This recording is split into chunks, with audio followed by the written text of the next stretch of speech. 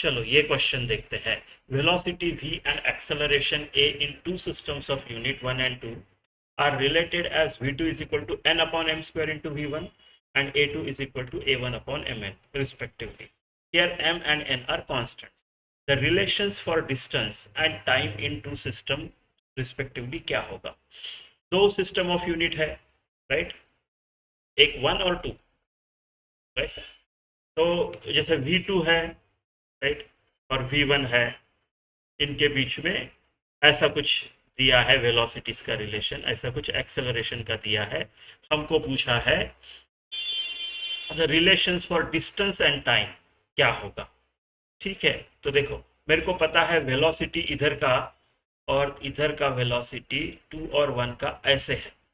तो v2 में इसका v2 का डायमेंशन क्या रहेगा? L2 T2 -1 मीटर पर सेकंड, ऐसा रहेगा इसका डायमेंशन, राइट? अगर उस सिस्टम ऑफ यूनिट पे वेलोसिटी ऑफ 2 को v2 लिखते हैं तो डिस्टेंस ऑफ 2 को L2 लिखेंगे ना, और टाइम ऑफ 2 को ऐसा लिखेंगे, T2 लिखेंगे, राइट? तो n अपॉन एम स्क्वायर, और यहाँ पे क्या आएगा? L1 T1 -1 वेलोसिटी का मीटर पर सेकंड।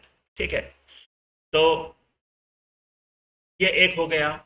फिर मुझे दिया है एक्सेलरेशन। फिर मुझे दिया है कि एक्सेलरेशन ऑफ 2 जो है it is 1 upon M N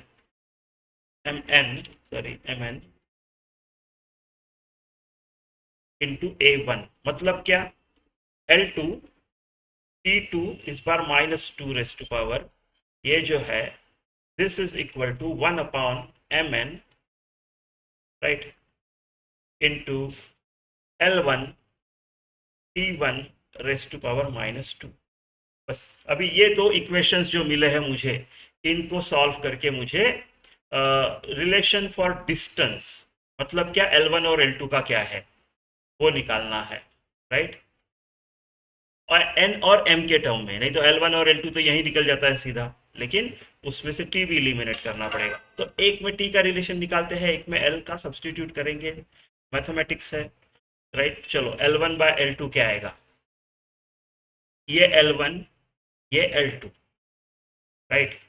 तो ये हो जाएगा m स्क्वेयर, इस तरफ गया, n इस तरफ आया, राइट, इस तरफ आया, और T2 वैसे के वैसे है, और T1 नीचे आ जाएगा ये वाला, तो T2 by T1 raise to power -1, ऐसे लिख सकता हूँ मैं। अब यहाँ से ना मैं T2 बाई T1 का रेशियो लिखता हूँ, राइट, और उसको फिर सब्सटीट्यूट करेंगे। So T2 by T1 raise to power -2 will be क्या? 1 अपॉन mn ऐसे ही रहेगा। ये L1 आएगा, ये L2 आएगा, है ना? तो बस अभी T2 बाई T1, राइट, तो टाइम का भी निकालना है, तो मैं सोच रहा हूँ L1 बाय L2 को लिख देता हूँ। L1 बाय L2 के जगह क्या आएगा? mn इस तरफ चला जाएगा, तो L1 बाय L2 जो आएगा वो mn into T2 by T1 raise to power -2 आएगा, राइट? और ये is equal to m square by n, right, T2 by T1 raise to power -1, ऐसा आ जाएगा। ये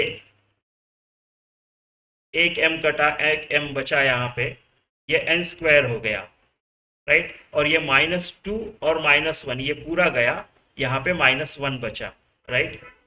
तो इसको अगर ऐसा लिखूँ मैं, T2 n square T2 by T1, right, अभी ऐसा आएगा n square T2 by T1 raise to power -2 का -1 हो गया, is equal to, right, is equal to, उधर एक सिर्फ m बचा है, बाकी कुछ भी नहीं बचा है वहां पे, इज इक्वल टू m, यानी T2 by T1 raise to power 1 का मतलब T1 बाई T2 हो गया, is equal to m upon n square, right?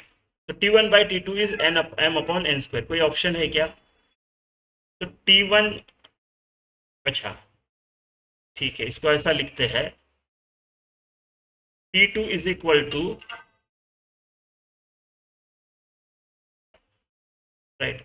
तो T2 इज इक्वल टू, देखो T1 is equal to m upon n square T2, एक तो ऐसे लिख सकते हैं, या फिर T2 is equal to n square by m, T2 is equal to n square by m T1 लिख सकते हैं। अब देखते हैं कौन सा ऑप्शन है, right. So T2 is equal to n square by m T1, T2 is equal to n square by m T1, पहले ही ऑप्शन में दिख रहा है मेरे को टाइम का, राइट। सो टाइम का जो n स्क्वायर बाय m है T2 इक्वल टू, ये पहले ही ऑप्शन में दिख रहा है, एक ही ऑप्शन में है, तो ऑप्शन ए होना चाहिए, ठीक है, ऑप्शन ए होना चाहिए।